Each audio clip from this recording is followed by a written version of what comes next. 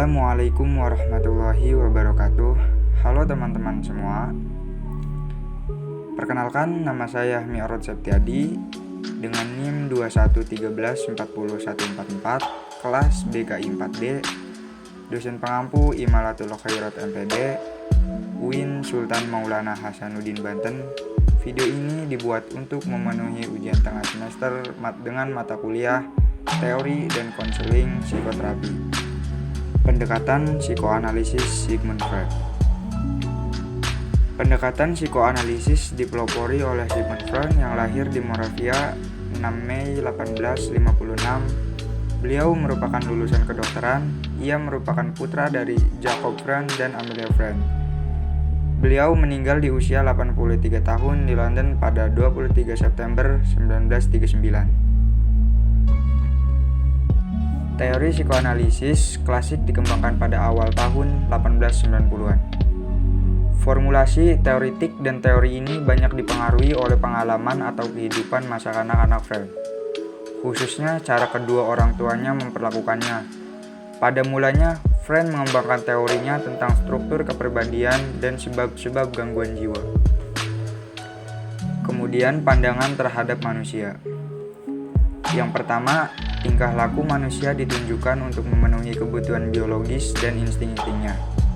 Yang kedua, tingkah laku manusia dikendalikan oleh pengalaman-pengalaman masa lampau. Yang ketiga, manusia bersifat tidak rasional, tidak sosial, dan destruktif terhadap dirinya dan orang lain. Libido mendorong manusia ke arah pencarian kesenangan. Yang keempat, di mana manusia dideterminasi oleh kekuatan-kekuatan irasional, motivasi-motivasi tidak sadar, kebutuhan-kebutuhan dan dorongan-dorongan biologis dan naluriah, dan oleh peristiwa-peristiwa psikoseksual yang terjadi selama 5 tahun pertama dari kehidupan. Yang kelima, perkembangan kepribadian manusia dipengaruhi oleh alam sadar, alam prasadar, dan alam bawah sadar. Selanjutnya ada hakikat konseling. Dalam pendekatan psikoanalisa, hakikat konseling adalah agar manusia mengetahui ego dan memiliki ego yang kuat, yaitu menempatkan ego pada tempat yang benar, yaitu sebagai pihak yang mampu memilih secara rasional dan menjadi mediator antara id dan superego. Konseling dalam pandangan psikoanalisis adalah sebagai proses reedukasi terhadap ego menjadi lebih realistik dan rasional. Kemudian ada 3 struktur kepribadian: id, ego, dan superego. Id merupakan dorongan biologis yang berada dalam ketidaksadaran, dorongan nafsu yang beroperasi menurut prinsip kenikmatan, pleasure prescript. Struktur mental ini sudah ada sejak lahir bawah sadar.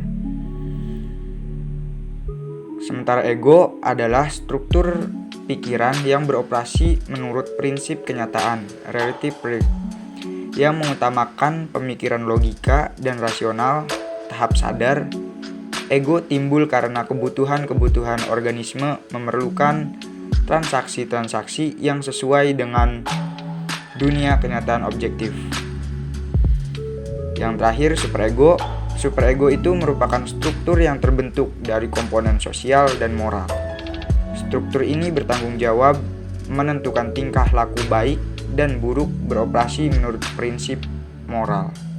Selanjutnya, kita ke contoh id, ego, dan superego.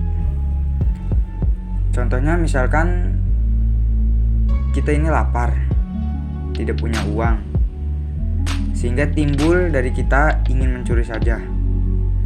Lalu kata ego, hayu kita mencuri saja. Tapi si super ego itu melarang gitu. Kita teringat ajaran orang tua, terus mencuri itu ajaran yang tersesat, dosa gitu. Itu contoh dari id, ego, dan superego. Fungsi-fungsi pokok superego. Yang pertama, merintangi impuls id, terutama impuls seksual dan agresif. Karena inilah impuls-impuls yang pernyataannya sangat dikutuk oleh masyarakat. Yang kedua, mendorong ego untuk menggantikan tujuan-tujuan moralitas. Yang ketiga, mengajar kesempurnaan.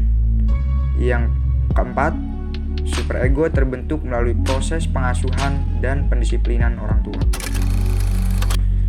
Baik, itu saja yang bisa saya sampaikan. Kurang lebihnya saya mohon maaf.